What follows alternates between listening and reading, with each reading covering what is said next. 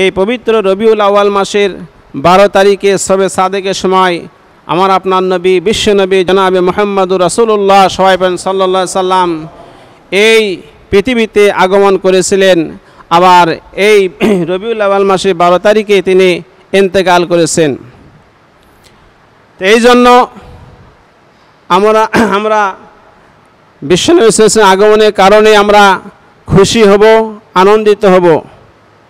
এবং তিনি যে ইন্তেকাল করেছেন এই ব্যাপারে আমাদের শরীয়তের বিধান হলো যে স্বামী যদি আগে মারা যায়, স্ত্রী শোক পালন করবে কতদিন? 4 মাস 10 দিন। আর যদি কোনো নবী, অলি, পীর, দরবেশ, বুজুর্গ, আলেম ওলামা, সাধারণ মানুষ, পুরুষ নারী যদি মারা যায়, শোক পালন করতে হবে 3 দিন। কয় দিন? 3 দিন শরীয়তের বিধান। এই জন্য আমাদের শোক পালন করার প্রয়োজন নাই। আমরা কি করব? রাসূল পাক সাল্লাল্লাহু আলাইহি ওয়াসাল্লামের জীবনে জেনে বাস্তব জীবনে তা আমল করব। বলেন সুবহানাল্লাহ। কি কথা আমি বুঝাতে পারলাম? আমাদের সমাজে এটা ধারণা আছে যে ইনি ইন্তেকাল করেছেন, কাজে আমাদের শোকও প্রকাশ করতে হবে না, 3 দিন শোক প্রকাশ করতে হবে, সেটা হয়ে গেছে। তো এখন আল্লাহ রসুল সাল্লাল্লাহু আলাইহি ওয়াসাল্লাম যেহেতু বিশ্বনবী, তিনি কি নবী? বিশ্বনবী। সুতরাং তার জীবন ইতিহাস আমি আলোচনা করে শেষ করতে পারবো না। তার জীবন বিশাল, বিস্তৃত এবং মহাসমুদ্র। মহাকবি মিল্টন বলেছেন, ব্রাইনলেস বটনলেস অ্যান্ড সি। অর্থাৎ কোনো মানুষ যদি সমুদ্রের পানি চামচ দিয়ে মাপতে থাকে, সমুদ্রের পানি যদি চামচ দিয়ে মাপতে চায়, তাহলে এই লোকটার জীবন যেরকম ব্যর্থ হয়ে যাবে, আমার আপনার নবী বিশ্বনবী জনাবে মুহাম্মদুর রাসূলুল্লাহ সাল্লাল্লাহু আলাইহি সাল্লাম তার জীবনে আলোচনা করে কোনোদিন শেষ করা যাবে না। বলেন সুবহানাল্লাহ। কোনো কবি, কোনো সাহিত্যিক, কোনো মুফতি, কোনো মুহাদ্দিস, কোনো মুফাসসির, কোনো গবেষক বলতে পারবে না আমি আল্লাহ রসুলের জীবনে আলোচনা করে শেষ করেছি, বই পুস্তক কিতাব লিখে আমি শেষ করেছি, আর বিশ্ববাসীকে কোনো কিতাব নবীর জীবনের উপর লিখতে হবে না। কেউ বলতে পারবে? এমন লোক আছে? কেউ পারবে না।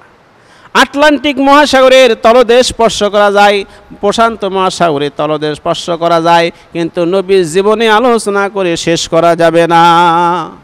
বলেন সুবহানাল্লাহ। সম্মানিত উপস্থিতি, আমার ভাইরা, আল্লাহ রসুলের জীবন, তিনি যে বিশাল জীবন নিয়ে এসেছিলেন, তার জীবন চরিত্র সম্পর্কে সারা পৃথিবীবাসী অবাক হয়ে গেছে, হতবাক হয়েছে। নবীর জীবন সম্পর্কে সারা পৃথিবী অবাক, আশ্চর্যান্বিত হয়েছে। এই পৃথিবীতে যত হিন্দু আছে, খ্রিস্টান, বৌদ্ধ, নাসারা, এরপরে মুসলমান, যত ধর্মের লোক আছে, তাদের কাছে, সবার কাছে পরিষ্কার, সাদা কালো, নারী পুরুষ সমস্ত মানুষের কাছে পরিষ্কার যে আল্লাহ রাব্বুল আলামিনের পরই এই বিশ্বনবী জনাবে মুহাম্মদুর রাসূলুল্লাহ সাল্লাল্লাহু আলাইহি সাল্লাম তার স্থান। কার? আল্লাহর পরে কার স্থান? আমার আপনার নবী। অন্যান্য নবী রাসূলগণ দেশভিত্তিক ছিলেন। একই সময় হযরত মূসা আলাইহিস সালাম, তার ভাই হারুন আলাইহিস সালাম, এদিকে শুআয়ব আলাইহিস সালাম, একই সময়ে অনেক নবী এবং রাসূল ছিলেন। তারা দেশভিত্তিক, কেউ ফিলিস্তিনের, কেউ মিশরের, কেউ জর্ডানের, এইভাবে দেশভিত্তিক নবী ছিলেন। কিন্তু আমার আপনার নবী, তিনি কি কোনো সৌদি আরবের? শুধু কুয়েত, কাতার, জর্ডান, মিশর, ফিলিস্তিন, তুরস্ক, এইগুলি তিনি নবী নন। তিনি কি নবী? কোথা থেকে জানা যাবে? কোথা থেকে আমরা জানতে পারবো? কোরআন থেকে। আল্লাহ পাক বলেন, আমার নবী কি নবী তোমরা কোরআন থেকে জেনে নাও। আল্লাহ রাব্বুল আলামিন বলেন, কুল ইয়া আইয়ুহান নাসু ইন্নী রাসূলুল্লাহি ইলাইকুম জামিআ। আল্লাহু আকবার। আল্লাহ রাব্বুল আলামিন বলেন, হে নবী আপনি বলুন, ইয়া আইয়ুহান নাস, হে মানব জাতি, হে মানব গোষ্ঠী, ইন্নী রাসূলুল্লাহি ইলাইকুম জামিআ, আমি আল্লাহর পক্ষ থেকে সকলের জন্য, সারা বিশ্ববাসীর সকলের জন্য রাসূল হিসাবে প্রেরিত হয়েছি। বলেন সুবহানাল্লাহ। তিনি বিশ্ব নবী, মানুষের নবী, কীটপতঙ্গের নবী, কুল কায়নাতের নবী, পশু পাখির নবী, সমস্ত সৃষ্টিজীবের সৃষ্টিকুলের তিনি নবী, বলেন সুবহানাল্লাহ। এই নবীজি যখন মক্কা শরীফে দ্বীনের দাওয়াত দেওয়া শুরু করলেন, আপনারা জানেন তার বিরোধিতা হয়েছে কিনা। তার বদনাম শুরু করে দেওয়া হয়েছে, কবি বলা হয়েছে, গুণক বলা হয়েছে, পাগল বলা হয়েছে, আর অনেক মিথ্যা অপবাদ তার উপর চেপে দেওয়া হয়েছে। আল্লাহ রাব্বুল আলামিন বলেন ওয়া রাফা'না লাকা যিকরাক।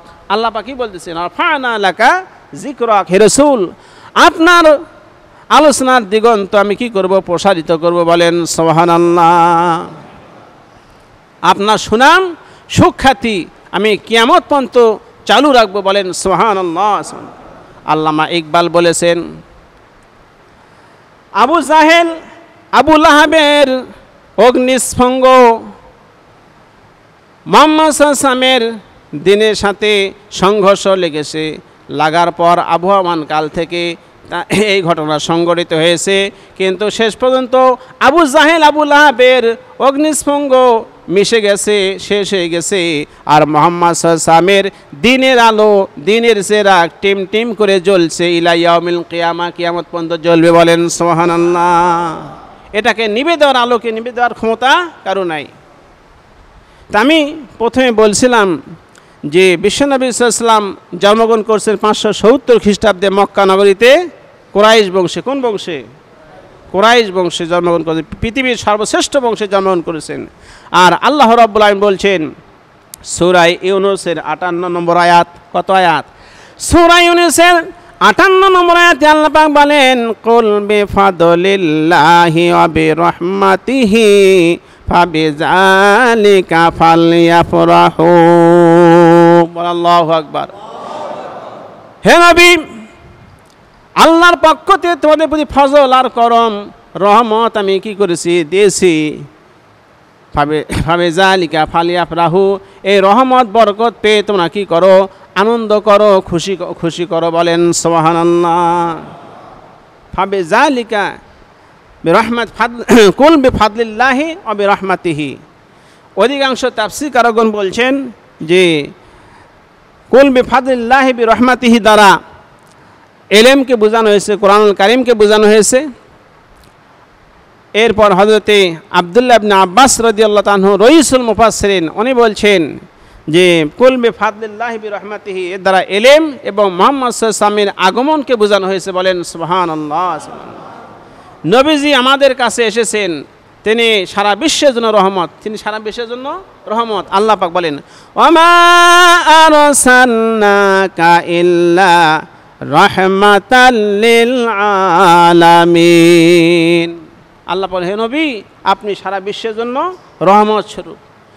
এই যে আজকে আমরা মানুষকে ভালোবাসি, মানুষের সাথে ভালো আচরণ করি, সত্যবাদিতা, সত্য কথা বলা, উপকার করা, মানুষের কল্যাণ কামনা করা, একে অপরকে ভালোবাসা, মহব্বত করা, ভক্তি করা, স্নেহ করা, এই সবগুলি নবী রসুলদের অবদান, বলেন সুবহানাল্লাহ।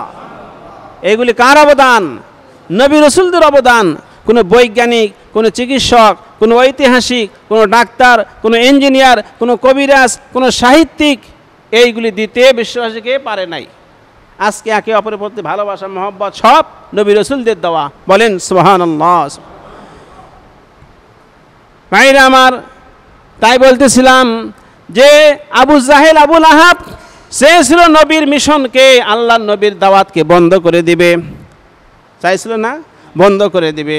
আল্লাহ পাক বলেন ইউরিদুনা লিইউতফিউ নূরাল্লাহি বিআফওয়াহিহিম আল্লাহু মুতিম্মু নূরিহি ওয়ালাউ কারিহাল কাফিরুন। আল্লাহু আকবার। আল্লাহ রাব্বুল আলামিন বলেন কাফেররা মুখের ফুৎকার দিয়ে ইসলামকে নির্বাপিত করতে চাই, নিবে দিতে চাই। আল্লাহ পাক বলেন আল্লাহু মুতিম্মু নূরিহি, আমি আল্লাহ পাক ইসলামকে প্রতিষ্ঠিত করব, এতে কাফেরদের কলিজায় যত জ্বালা পোড়া হোক না কেন, বলেন সুবহানাল্লাহ। কাফের মুশরিকরা সহ্য করবে না, কিন্তু আল্লাহ পাক কি করছেন? তার ওয়াদা তিনি পালন করেছেন। আল্লাহু মুতিম্মু নূরিহি ওয়ালাউ কারিহাল কাফিরুন। ইসলামকে প্রতিষ্ঠিত করেছে আল্লাহ পাক ওয়াদা পালন করেছেন। আপনারা জানেন আমার আপনার নবী বিশ্বনবী জনাবে মুহাম্মদ রাসূলুল্লাহ সাল্লাল্লাহু আলাইহি সাল্লাম তিনি 10টি বছর একটানা মদিনা শরীফের মক্কা শরীফে তিনি রাষ্ট্রপতি ছিলেন, বলেন সুবহানাল্লাহ। কোরআন সুন্নাহ দিয়ে তিনি দেশ পরিচালনা করেছেন। চুরি নাই, ডাকাতি নাই, খুন খারাপি, হত্যা, ধর্ষণ, নির্যাতন, দুর্নীতি সব বন্ধ হয়ে গেছে। সব কি হয়েছে? সব বন্ধ হয়ে গেছে। আল্লাহ নবী বলছেন খায়রুল কুরুনি করনি, সর্বশ্রেষ্ঠ যুগ হলো আমার যুগ। সর্বশ্রেষ্ঠ যুগ হলো কার যুগ? আমার যুগ। মানুষ দরজা খুলে ঘুমাবার সুযোগ পেয়ে গেছে। চুরি নাই, ডাকাতি নাই, খুন খারাপি সব বন্ধ হয়ে গেছে। ভাইরা আমার, তাই আল্লাহ পাক বলছেন আমার রসুল প্রেরণের উদ্দেশ্য কি? নবী কি জন্য এসেছেন? নবী কি জন্য পাঠানো হয়েছে? আল্লাহ পাক কোরআন শরীফে 3টা সূরায় বলেছেন, সূরায়ে তওবা, সূরায়ে ফাতা, সূরায়ে সফ, 3টা সূরায় একই আয়াত আল্লাহ পাক নাজিল করেছেন। নবী পাঠানোর উদ্দেশ্য হলো ওয়াল্লাযী আরসালা রাসূলাহু বিল হুদা ওয়া দীনিল হক লিইয়ুযহিরাহু আলাদ-দীনি কুল্লিহি ওয়ালাউ কারিহাল মুশরিকুন। আল্লাহু আকবার। আল্লাহ রাব্বুল আলামিন বলেন তিনি সেই সত্তা যিনি তার রাসূলকে দ্বীন হক সত্যের বিধান দিয়ে পাঠিয়েছেন যাতে করে মানুষের তৈরি করা মতবাদের উপর ইসলামকে বিজয়ী করে দেন। এতে মুশরিকদের কলিজায় যত জ্বালা পোড়া হোক না কেন, বলেন সুবহানাল্লাহ। এই জন্য নবী পাঠানো হয়েছে। আজকে নবীর আদর্শ, নবীজির সুন্নাহ এইগুলি আমাদের ব্যক্তিগত জীবনে নাই, পারিবারিক জীবনে নাই, সামাজিক জীবনে নাই, রাষ্ট্রীয় জীবনে নাই, আন্তর্জাতিক ক্ষেত্রেও নাই। যেভাবে পালন করা কথা নবীজির কি আদর্শ, সেইভাবে কি আমরা পালন করতে পারছি? যদি পারতাম তাহলে সমাজের এই চিত্র দেখতে হতো না।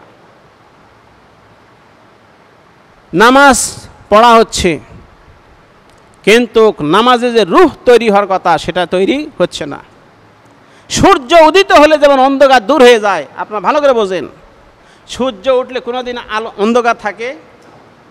প্রকৃত নামাজি থাকলে অন্যায় অবিচার জুলুম নির্যাতন এই সমাজে, এই রাষ্ট্রে, এই দেশে চলতে পারে না। কার কথা? আল্লাহ পাক বলছেন ইন্নাস সালাতা তানহা আনিল ফাহশাই ওয়াল মুনকার, নিশ্চয় নামাজ অশ্লীল খারাপ কাজ থেকে মানুষকে বিরত রাখে। তাহলে আমরা নামাজও পড়তেছি অথচ সমাজে অন্যায় অবিচার এইগুলি সমানে চলতেছে। তাহলে কি বোঝা গেল? এই নামাজ দ্বারা কি হচ্ছে না? কাজ হচ্ছে না। এটাকে আমি বলি মুর্দা নামাজ। কি নামাজ? মুর্দা নামাজ। অর্থাৎ মানুষ মারা গেলে তার রূহ থাকে না, তার চোখ মুখ হাত পা বডি ঠিক থাকে না। আর যে জীবিত তার মধ্যে রূহ আছে। এই জীবিত মানুষ অনেক কিছু করতে পারে কিন্তু মুর্দা মানুষ এগুলি কিছুই করতে পারে না। তা আমাদের নামাজের মধ্যে রূহ পয়দা হচ্ছে না কেন? সাহাবায়ে কেরাম নামাজের মধ্যে কী ছিল? রূহ ছিল। ওনাদের সময়ে সমাজের মধ্যে, রাষ্ট্রের মধ্যে কী ছিল না? এগুলো অন্যায় অবিচার এগুলি ছিল না। কারণ তারা নামাজে যা পড়তেন সবগুলি বুঝতেন, কিন্তু আমরা তো তা পারি না, আমরা তা বুঝি না। কথা ঠিক না বা ঠিক? সূরা ফাতিহা দৈনিক একটা মানুষ 40 বার পড়ে কিন্তু একটা অর্থ জানে না। অধিকাংশ লোক সূরা ফাতিহার অর্থ জানে না। যাই হোক, আমি যে আয়াতে কারিমা তেলাওয়াত করছি আপনাদের সামনে সূরা আহজাব। কোন সূরা বলেন?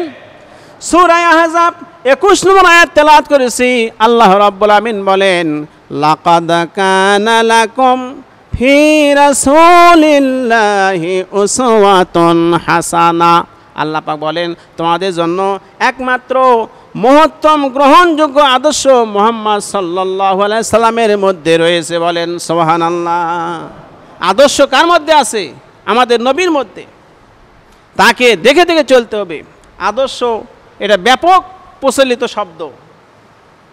যেমন আদর্শ ব্যবসায়ী আপনারা চেনেন, আদর্শ খেলোয়াড়, আদর্শ সেনাপতি, আদর্শ ছাত্র, আদর্শ শিক্ষক, আদর্শ শ্রমিক, এগুলো আছে না? তাদেরকে দেখে দেখে মানুষ চলে। আদর্শের ইংরাজি হচ্ছে আইডিয়াল, মডেল। অর্থাৎ যাকে অনুকরণ করে চলা হয় সেটাই হচ্ছে কি? আদর্শ। উদাহরণ দিলে আমরা বুঝতে পারবেন। আপনার আমার ছেলে অথবা মেয়ে যখন ছোট থাকে, শিশু যখন কেবল স্কুলে আপনি ভর্তি করে দিয়েছেন, শিশু বেবিতে পড়ে, কোথায় পড়ে? বেবি শ্রেণীতে পড়ে, একেবারে ছোট। ও এখন ক খ গ ঘ আলিফ বা তা সা 1 2 3 4 এইগুলি কিভাবে দেখবে, কিভাবে লিখবে? এটা বইতে ছবি আছে না, বইতে লিখে দেওয়া আছে। ওইগুলি বাচ্চা বাসায় বসে বসে দেখে দেখে মশ করে, তারপরে লেখা শিখে। কথা ঠিক না বা ঠিক? ওই যে শিশু ক খ আলিফ বা তা সা, তারপরে 1 2 3 4 ABCD, এই যে দেখে দেখে লিখলো, এই দেখে দেখে লেখাটাই কি আদর্শ? বলেন সুবহানাল্লাহ। তাছাড়া তো সে ভালোভাবে লিখতে পারবে না। এটা সে অনুকরণ করেছে, অনুসরণ করেছে।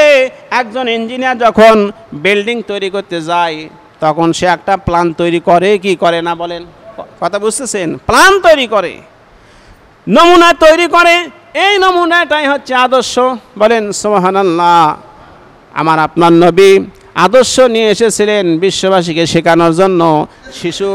শিশু মুহাম্মদ সাল্লাল্লাহু আলাইহি ওয়াসাল্লাম আদর্শ দেখেন।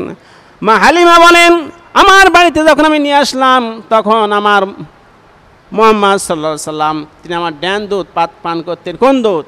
ডান দুধ পান করতেন। বাম দুধ তার ওই ভাইয়ের জন্য, আব্দুল্লাহর জন্য রেখে দিতেন, হালিমার ছেলের জন্য রেখে দিতেন। কোনোদিন নবীজি বাম দুধ পান করেন নাই। আদর্শ। হালিমা বলেন, শিশু মুহাম্মদ সাল্লাল্লাহু আলাইহি সাল্লাম তিনি সব সময় কান্নাকাটি করে আমাকে বেকায়দায় ফেলেন নাই। সব সময় কান্নাকাটি করে জেদ ধরে তিনি আমাকে বেকায়দায় ফেলেন নাই। এরপরে তিনি ইচ্ছে করে কোনো দিন এই পায়জামা বা লুঙ্গি যেটাই পরেছেন, ছোট শিশুকে যা পরানো হয়, এইগুলিতে প্রস্রাব পায়খানা পর্যন্ত করেন নাই। বলেন সুবহানাল্লাহ। শিশু মুহাম্মদ হচ্ছে আদর্শ। এরপরে নবীজি বয়স যখন 17 বছর হলো, তখন তিনি মক্কায় ছিলেন। মক্কার সামাজিক অবস্থা, ধর্মীয় অবস্থা, রাজনৈতিক অবস্থা, সাংস্কৃতিক অবস্থা একেবারে চরম পর্যায়ে পৌঁছে গিয়েছিল। তিনি চিন্তা করলেন, আহারে এই সমাজকে কিভাবে পরিচ্ছন্ন করা যায়, পবিত্র করা যায়, ভালো করা যায়। এই জন্য মক্কার সাহসী উদ্যমী যুবকদেরকে নিয়ে তিনি ছোটোবেলায় 17 বছর বয়সে হেল্পফুল ফজল সংগঠন তৈরি করেছিলেন। কথা ঠিক না বা ঠিক? সমাজকে আল্লাহমুখী করার জন্য, মানুষকে সঠিক পথে আনার জন্য তিনি সমাজ পরিবর্তনের চিন্তা করেছেন ছোটোবেলা থেকেই। 5 দফা মূলনীতি তিনি চালু করেছিলেন মক্কা শরীফে। কিন্তু তারপরও জাহিলিয়াতের সবল থেকে তিনি সাকসেসফুল হতে পারেন নাই। পরবর্তীকালে হেরা গুহার পাড়ে ধ্যানমগ্ন হলেন, কোরআন নাজিল হলো। সেই কোরআন দিয়ে মানুষকে তিনি কী করলেন? পবিত্র করলেন, পরিচ্ছন্ন করলেন। আল্লামা ইকবাল বলেন, উতার কর গারে হিরা সে সোয়ে কম আয়া और एक नुस्खाए किमिया सातलाया। আল্লামা ইকবাল বলেন, মুহাম্মদ সাল্লাল্লাহু আলাইহি সাল্লাম তিনি গারে হীরা থেকে পরশ পাথর নিয়ে এলেন। কি পাথর? পরশ পাথর নিয়ে এলেন। যেই পরশ পাথরের ছোঁয়া লেগে আরবের অসভ্য, বর্বর, পাপাচার, কুসংস্কার সম্পন্ন জাতি সোনার মানুষে পরিণত হয়েছেন। বলেন সুবহানাল্লাহ। কোরআন দিয়ে নবীজি কি করেছেন? তাজকিয়াতুন নফস করেছেন, পরিশুদ্ধ করেছেন মানুষদেরকে। ইয়াতলু আলাইহিম আয়াতিহি ওয়া ইযাক্কিহিম ওয়া ইউআল্লিমুহুল কিতাব ওয়াল হিকমা। আজকে আমরা শুধু কোরআন তেলাওয়াত করতেছি, শুধু তেলাওয়াত করি, অর্থ বুঝি না। কোরআন শরীফ শুধু তেলাওয়াত করার জন্য আসে নাই। ভালো করে বোঝেন, কোরআন শরীফ তেলাওয়াত করার জন্য আসে নাই। আমি একটা উদাহরণ দেই যে খোসাযুক্ত ফলের উপর যদি আপনি জিহ্বা দিয়ে চষেন তাহলে মজা পাওয়া যাবে। কমলা লেবুর ছালের ওপর, খোসার ওপর আপনি জিহ্বা দিয়ে চষেন তাহলে কমলা লেবুর মজা পাওয়া যাবে না? ওই খোসাটা ছিলে ফেলে দিতে হবে, তারপরে কমলা লেবু চুষলে আপনি মজা পাবেন। কোরআনুল কারীমের অনুরূপভাবে শুধু তেলাওয়াত করলে আপনি সওয়াব পাবেন, কিন্তু কোরআনের আসল মজা পাওয়া যাবে না। কথা ঠিক না বা ঠিক? আল্লাহ রাব্বুল বলেন, আল্লাযীনা আতাইনাহুমুল কিতাবা ইয়াতলুনাহুম হাক্কা তিলাওয়াতিহি। আল্লাহ পাক বলেন, যাদেরকে কিতাব দিয়েছি তারা যেন কিতাবের হক আদায় করে যেন তেলাওয়াত করে। বলেন সুবহানাল্লাহ। কিতাবের হক আদায় করে তেলাওয়াত করে। তার মানে হলো আব্দুল্লাহ মাসউদ রাদিয়াল্লাহু তাআলা বলেন কোনটা হালাল কোনটা হারাম কোনটা এইগুলি সব জেনে বুঝে তারপরে কোরআন তেলাওয়াত করতে হবে। শুধু সওয়াব কামায়ের উদ্দেশ্যেই নয়, এর তো সওয়াব আপনি পাবেনই, কিন্তু আপনি বুঝে পড়তে হবে। তাহলে আল্লাহ পাক যদি বুঝে না পড়েন তাহলে আয়াতে কি বলতেছেন যে তারা যেন হক আদায় করে তেলাওয়াত করে। উবাই ইবনে কাব রাদিয়াল্লাহু তাআলা বলেন বিশ্বনবী সাল্লাল্লাহু আলাইহি সাল্লাম আমাদেরকে 10টি আয়াত তেলাওয়াত করে শোনায় দিতেন। এর অর্থ, এর ব্যাখ্যা, এর মর্মার্থ এইগুলি জেনে আমরা আমল করেছি, তারপরে 11 নম্বর আয়াত ধরেছি। বলেন সুবহানাল্লাহ। এইভাবে আপনাকে বুঝে পড়তে হবে। বলবেন আমি বয়স্ক হয়ে গেছে, বয়স বেশি হয়ে গেছে, বুঝতে পারি না, এখন বয়স 65-70 বছর হয়ে গেছে, তা আপনার নাতি আছে, আপনার ছেলে আছে, এদের আপনার শিক্ষক মসজিদ ইমাম সাহেব আছে, তাই এই গ্রামে অনেক আলেম ওলামা আছে, তাদের কাছে সময় দেন, দৈনিক 1 ঘন্টা আধা ঘন্টা সময় দিয়ে বোঝেন, তবুও তাহলে আয়াতের হক কী হবে, আদায় হবে। আপনি যেগুলি ছোটো ছোটো সূরা নামাজে পড়েন এইগুলি আপনি বোঝেন, তাহলে আপনার নামাজে খুশি আসবে। যখন যে তেলাওয়াত করবেন সূরা নামাজে, এটার অর্থ যখন জানবেন তখন আপনি নামাজে কী পাবেন, মজা পাবেন। নবীজি বলছেন সাল্লু রাআইতুমুনি কামা উসাল্লি, নামাজ পড়ো ওইভাবে যেভাবে আমি পড়ি নামাজ। নবীজি সূরা ফাতিহা প্রত্যেকটা আয়াত থেমে থেমে পড়তেন প্রত্যেক নামাজে, ফরজ, ওয়াজিব, নফল, সুন্নত। কারণ হাদিসে বলা হয়েছে সূরা ফাতিহার এক একটা আয়াতে তেলাওয়াত করলে আল্লাহ জবাব দেন আলহামদুলিল্লাহি রাব্বিল আলামিন। তখন আল্লাহ জবাব দেন, বান্দা আমার প্রশংসা করলো। আর রহমানির রহিম, আল্লাহ পাক বান্দা আমার গুণ কীর্তন করলো। মালিক ইয়াউমিদ্দিন, তখন আল্লাহ বলেন বান্দা আমার কী করলো, আমার গুণ কীর্তন করলো। এইভাবে প্রত্যেকটা আয়াতের আল্লাহ পাক জবাব দেন।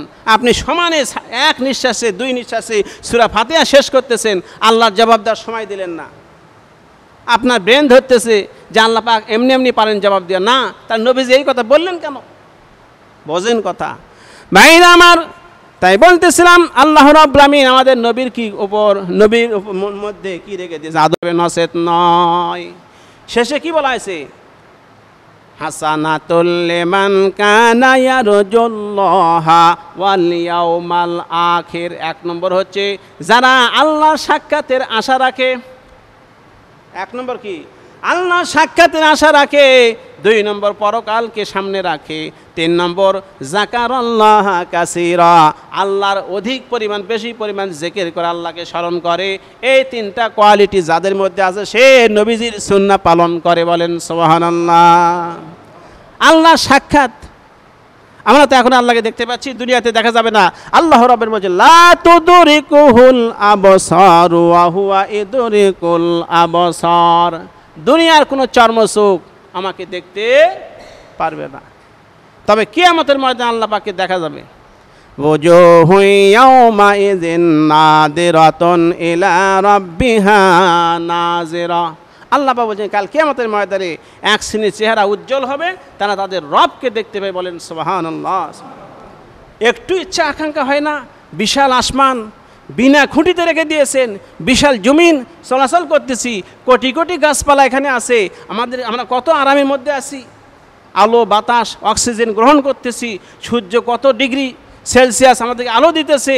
যদি আজরাইল জিবরাইল এসে বলতো যে আলো এই একদিনের সূর্যের আলোর এত টাকা বিল দিতে হবে, আমরা কয়জন দিতে পারতাম? কারেন্টের বিল তো ঠিকই দিচ্ছেন, গ্যাসের বিল তো ঠিকই দিচ্ছেন। চিন্তা করি, আল্লাহ বলেন চিন্তা করো, চিন্তা করলে আমাকে পেয়ে যাবে। আমাকে পাওয়ার জন্য টাইটেল পাসের দরকার নাই, আমাকে পাওয়ার জন্য পিএইচডির দরকার নাই। ওই আকাশের দিকে তাকাও, জমিনের দিকে তাকাও, সমুদ্রের দিকে তাকাও, পাখির দিকে তাকাও। সুবহানাল্লাহ। 2 নম্বরে আখিরাতের কথা চিন্তা যাদের আছে সব সময়, ইয়াউমাল আখিরা, পরকালে উঠতে হবে, দুনিয়ার জীবনে হিসাব দিতে হবে, টু করে A to Z পর্যন্ত যা করেছি সবগুলি হিসাব দিতে হবে। এই যে মাগরিবে আজান দেয়, ধরেন 10 মিনিট পর 5 মিনিট পর জামাত শুরু হয়ে যায়, এশার 15 মিনিট পর জামাত শুরু হয় না? আমরা যখন জন্মগ্রহণ করেছি তখন আমাদেরকে আজান দেওয়া হয়েছে, দিয়ে কানে আজান শোনানো হয়নি। নামাজ কোথায়? তখন তো এই নামাজ অনুযায়ী দাবি ছিল যে 15 মিনিট না 20 মিনিট পরেই আমার নামাজ পড়া, কিন্তু তা তো পড়িনি। আল্লাহ 60-70 বছর আমাকে সময় দিলেন, তারপর যখন মারা যাব তখন জানাজার নামাজ আমাদের পড়ানো হবে। বান্দা যেন কিয়ামতের ময়দানে বলতে না পারে, আল্লাহ আমাকে শুধু আজান দিয়েছেন কিন্তু নামাজ পড়ার সময় দেননি, এই কথাদের বান্দান বলতে না পারে। কিয়ামতের ময়দানে এই হিসাব দিতে হবে। এই চিন্তা যাদের আছে তারা নবীর সুন্নাহ পালন করবে। 60-70 বছর বয়স হয়ে গেছে, মাথায় টুপি দেয় না, মুখে দাড়ি রাখে না, ঢিলা ঢালা জামা পড়ে না, বললি তো মন খারাপ করবেন। দাড়ি যে ব্যক্তি কাটে অন্যান্য গুনাহ যখন করেন তখনই হয়, কিন্তু দাড়ি কাটলে অনাবর্ত 24 ঘন্টায় তার আমলনামায় গুনাহ লেখা হয়। জোরে কর নাউজুবিল্লাহ। নবীজি সুন্নাহ এমন কোন নবী ছিল না যে যার মুখে দাড়ি ছিল না। কাজে আপনারা এটা রাখবেন। এরপরে আল্লাহ বলেন ওয়া যাকারাল্লাহা কাসীরা, যাকারাল্লাহা কাসীরা, যারা অধিক পরিমাণ আল্লাহকে স্মরণ করেন। স্মরণ করেন তার মানে হলো যে আল্লাহ জিকির করেন। আপনি ঘুমাতে গেলেন, ঘুমানোর দোয়া আছে না, আল্লাহুম্মা বিইসমিকা আমুতু ওয়া আহইয়া। আবার ঘুম থেকে জেগে উঠলেন, আলহামদুলিল্লাহিল্লাযী আহইয়ানা বাদামা আমাতানা ইলাইহিন নুশুর। এরপর আপনি মসজিদে ঢুকলেন, ডান পাও দিয়ে, কোন পাও, ডান পা দিয়ে ঢুকলেন, দোয়া আছে না, আল্লাহুম্মা আফতাহ লি আবওয়াবা রাহমাতিকা। আবার মসজিদ থেকে যখন বের হয়ে যাবেন তখনও দোয়া আছে। এরপরে আপনি মেসওয়াক করবেন, তার দোয়া আছে। ভাত খাওয়া শুরু করবেন, বিসমিল্লাহি ওয়া আলা বারাকাতিল্লাহ। এগুলি কি? এইগুলি জিকির। এগুলি কি? জিকির। অর্থাৎ আল্লাহকে আপনি স্মরণ করতেছেন। এরপরে পথ চলতেছেন, এখান থেকে বগুড়াতে যাবেন, আপনি টার্গেট নেন এই সামনে যে বড় বিশ্ব রোড আছে, এই বিশ্ব রোড পর্যন্ত আমি সুবহানাল্লাহ বলবো। সুবহানাল্লাহ বলতে বলতে যাবো। আমি মসজিদে জুমার খুতবায় বললাম না কোন মাহফিলে বললাম যে এরকম টার্গেট নেন, তাহলে শয়তান আপনার ধরতে পারবে না। আজ না নেন, শয়তান মন ভুলে দিবে। বিশ্ব রোড পর্যন্ত সুবহানাল্লাহ, বিশ্ব রোড থেকে আপনার চালোপাড়া পর্যন্ত আলহামদুলিল্লাহ, চালোপাড়া থেকে 7 মাথা পর্যন্ত আল্লাহু আকবার বলেন সুবহানাল্লাহ। আবার কাজ শেষ করে আবার ওইভাবে অন্য কলেমা পড়তে পড়তে সুবহানাল্লাহ, আলহামদুলিল্লাহ, লা ইলাহা ইল্লাল্লাহ, আল্লাহু আকবার, এই দোয়া পড়তে পড়তে আপনি বাড়িতে আসেন। প্রস্রাব পায়খানার দোয়া আছে, এইগুলি জিকির। বিসমিল্লাহি ওয়া আলা বারাকাতিল্লাহ, আপনি অফিসে বসলেন, কাজ শুরু করে দিলেন, ব্যবসা শুরু করে দিলেন, এইগুলি যাকারাল্লাহা কাসীরা। আল্লাহ বলছেন তারা বেশি বেশি আল্লাহ জিকির করে, তারাই মানবী আদর্শ গ্রহণ করে, বলেন সুবহানাল্লাহ। ভাইরা আমার, আল্লাহ রাব্বুল আলামিন, আমি হাদিস পড়েছি, আল্লাহ রাব্বুল আলামিন বলেন, লা, আল্লাহর হাবিব বলেন, লা ইউমিনু আহাদুকুম হাত্তা আকুনা আহাব্বা ইলাইহি মিন ওয়ালিদিহি ওয়া ওয়ালাদিহি ওয়ান নাসি আজমাইন। আল্লাহ নবী বলছে তোমরা ততক্ষণ পর্যন্ত মুমিন হতে পারবে না যতক্ষণ পর্যন্ত তোমাদের ছেলেমেয়ে, তোমাদের পিতামাতা, অন্যান্য আত্মীয় স্বজন, অন্যান্য মানুষের চাইতে আমি নবী মুহাম্মদ সাল্লাল্লাহু আলাইহি ওয়াসাল্লামকে অন্তর দিয়ে ভালোবেসি না বাসবে। আমরা কি সে ভালোবাসতে পেরেছি? সে ভালোবাসতে পারি নাই। আজকে নবীকে নিয়ে কি করা হচ্ছে? ব্যঙ্গ বিদ্রুপ করা হচ্ছে, কটূক্তি করা হচ্ছে। ফ্রান্সের জালেম শাসক, জালেম সরকার নবীজির ব্যঙ্গচিত্র তৈরি করে ওয়ালে ওয়ালে টাঙ্গিয়ে দিয়েছে, লটকিয়ে দিয়েছে এবং এইভাবে সে এমন অবস্থা সৃষ্টি করেছে। আপনারা জানেন, সোশ্যাল মিডিয়ার মাধ্যমে জেনেছেন, ইতিপূর্বে সারা পৃথিবীর বিভিন্ন মুসলিম কান্ট্রি, সৌদি আরব, কুয়েত, কাতার, জর্ডান, লেবানন, সিরিয়া, মিশর, তুরস্ক, Morocco, Algeria, Albania, Bosnia, Chechnya, এই সমস্ত, পাকিস্তান, বিভিন্ন দেশ কি করছে? ধিক্কার জানাইছে, নিন্দা করছে। আমাদের বাংলাদেশের বিভিন্ন শ্রেণীর মানুষ, আলিম ওলামা, পীর মাশায়েখ, বুজুর্গ, ইসলামের সংগঠন, তারাও কিন্তু প্রতিবাদ জানাইছে, মানববন্ধন করছে। কথা ঠিক না বা ঠিক? আমি বলতে চাই যে সরকারের কাছে যেহেতু তারা রাষ্ট্রীয় পৃষ্ঠপোষকতায় নবীজির এইরকম ব্যঙ্গচিত্র, কার্টুন তৈরি করে দেখাইছে, তো বাংলাদেশে রাষ্ট্রীয়ভাবে সরকারের পক্ষ থেকে এর প্রতিবাদ জানানো দরকার। কথা ঠিক না বা ঠিক? আজকেই পত্রিকায় দেখলাম, নয়া দিগন্তে, বাংলাদেশের যে ফেনীতে একজন লোক, একটা ছাত্র, সে নবীকে নিয়ে কটূক্তি করেছে। তাহলে এই যে নবীকে নিয়ে কটূক্তি করা, গালিগালাজ করা, ব্যঙ্গবিদ্রুপ করা, এটা আমি বলি যে আমার মাকে যদি কেউ গালি দেয় আমি আপত্তি নেই, আমাকে যদি গালি দেয় আপত্তি নাই, আমার বাপকে যদি কেউ গালি দেয় কোনো আপত্তি নাই, কিন্তু নবীকে যে গালি দেবে আমি তাকে ছাড়বো না। তার জন্য আমার প্রয়োজন রক্ত হলে জীবন দিলে আমি জীবন দেবো। বলেন সুবহানাল্লাহ। এইরকম স্পিড আপনার থাকতে হবে।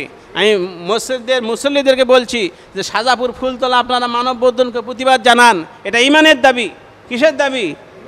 সাহাবায়ে কেরামের ফয়সালা হলো যে যারা নবীকে গালি দিবে, কটূক্তি করবে, এদেরকে প্রকাশ্যে হত্যা করতে হবে। কাদের ফয়সালা? বড় বড় সাহাবায়ে কেরাম, আব্দুল্লাহ মাসউদ রাদিয়াল্লাহু আনহু, ওমর ফারুক রাদিয়াল্লাহু আনহু, খালিদ বিন ওয়ালিদ রাদিয়াল্লাহু আনহু, অসংখ্য সাহাবায়ে কেরাম মতামত। এরপরে বড় বড় চার ইমাম, ইমাম আবু হানিফা, ইমাম শাফি রহমতুল্লাহ আলাই, ইমাম মালিক রহমতুল্লাহ আলাই, ইমাম আহমদ ইবনে হাম্বল রহমতুল্লাহ আলাইয়ের ফতোয়া হলো যে যারা নবীকে গালি দিবে, কটূক্তি করবে, এরা কাফের, এদেরকে প্রকাশ্যে হত্যা করতে হবে। ওলামায়ে দেওবন্দ মাদ্রাসা ওলামাদের ফতোয়া হলো যারা ইসলাম ত্যাগ করবে এরা মুরতাদ হয়ে যায়। কি হয়ে যায়? ইসলাম থেকে বের হয়ে যায়। এরা যদি তওবা করে আবার ইসলামে আসতে চায় আসতে পারবে, কিন্তু নবীকে যে ব্যক্তি গালি দিবে, কটূক্তি করবে, গালিগালাজ করবে, এর তওবা কবুল হবে না, একে প্রকাশ্যে হত্যা করতে হবে। আপনার জীবন, আপনার সম্পদ যদি আল্লাহর পথে কুরবানি না করেন, তাহলে কিভাবে আমি জান্নাতের আশা করতে পারি? সাহাবী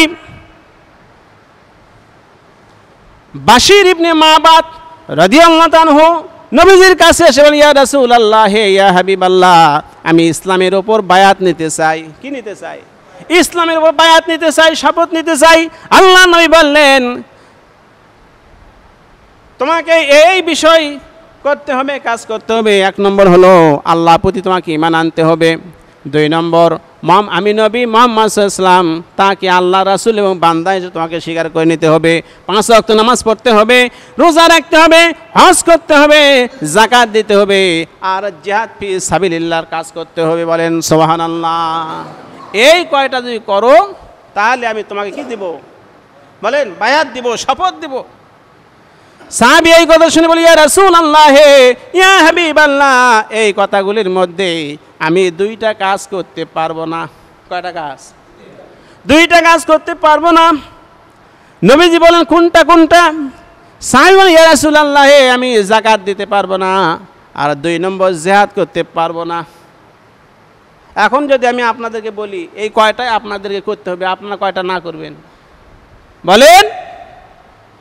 ওই সাহাবী যা বলছে আপনাদের মুখ দিয়ে আমাদের মুখ দিয়ে তাই বের হবে, যে জিহাদ করতে পারবো না, যাকাত দিতে পারবো না, আর ওইগুলি তো এমনি করা যায়। নবীজি বললেন, হে সাহাবী শোনো, কেন তুমি জিহাদ করতে পারবে না? সাহাবী বলতে, ইয়া রাসূলুল্লাহ, ইয়া হাবিবাল্লাহ, সূরা আনফালের 16 নম্বর আয়াত বাসায় গিয়ে দেখবেন। কত নম্বর? সূরা আনফালের 16 নম্বর আয়াতে আছে। আয়াতের অর্থ হলো, যখন কাফেরদের সঙ্গে মুসলমানদের সংঘর্ষ চলছে, জিহাদ চলছে, এই অবস্থায় কোনো মানুষ যদি, কোনো ইমানদার যদি জিহাদের ময়দানে অংশগ্রহণ করে পিছন থেকে ফিরে আসে, তাহলে এই লোকটা কাল কিয়ামতের ময়দানে আল্লাহর লানত এবং গজবে জাহান্নামে চলে যাবে। মারাত্মক কথা, ভয়াবহ কথা। ওই সাহাবী বলতেছেন নবীজিকে, ইয়া রাসূলুল্লাহ, আমি দুর্বল, আমি ভয় পাই, জিহাদের ময়দানে আমি যদি অংশগ্রহণ করি, কাফেরদের বিশাল বাহিনী দেখে আমি যদি পিছন থেকে পালা যাই, তাহলে তো আমি তো জাহান্নামে চলে যাব, আর মুসলমানদের বাহিনী শক্তি কমে যাবে। এই জন্য ইয়া রাসূলুল্লাহ, আমি আপনার কাছে মাফ চাই, জিহাদে আমি অংশগ্রহণ করতে পারবো না। 1। 2 নম্বর, যাকাত কেন দিবে না? সাহাবী বলে, ইয়া রাসূলুল্লাহ, ইয়া হাবিবাল্লাহ, আমার 6-7টা ছাগল আছে, দুম্বা আছে, এইগুলি যাকাত আমি দিতে পারবো না, কোনো মতে আমি সংসার চালাই।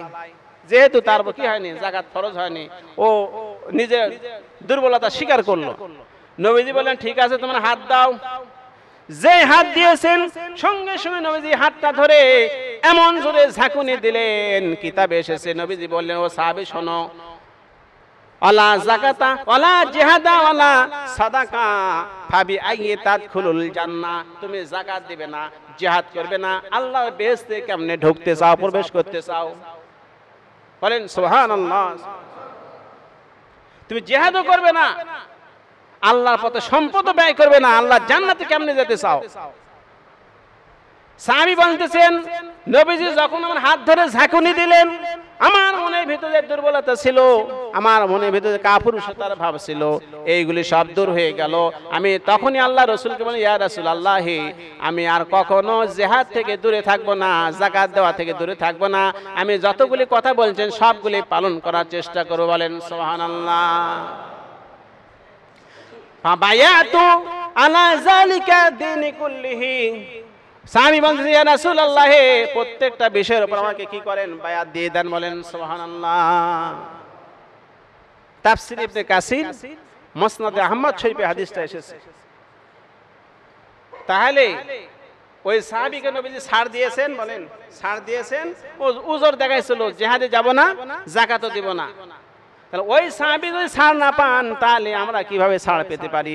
আজকে শুধু আমাদেরকে বলা হচ্ছে নামাজ, রোজা, হজ, যাকাত, এইগুলি ইসলাম, আর বাদ বাকি আপনার অফিস, আপনার আদালত, আপনার পরিবার, আপনার সমাজ, আপনার রাষ্ট্র, আপনার দেশ, কলকারখানা, ব্যাংক, বিমা, শিক্ষা প্রতিষ্ঠান, বিশ্ববিদ্যালয়, সেক্রেটারিয়েট, সংসদ ভবন, এইগুলিতে আল্লাহর আইন আছে কি নাই? আছে।